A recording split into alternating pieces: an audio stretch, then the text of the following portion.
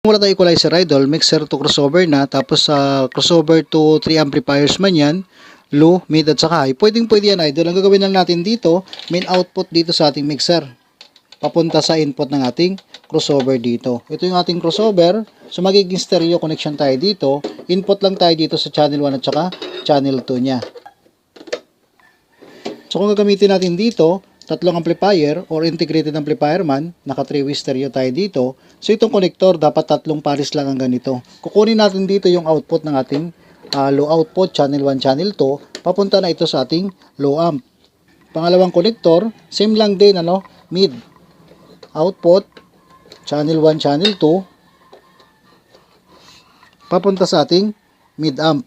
Tapos ito, high output, channel 1, channel 2 lang din, papunta sa ating high amp.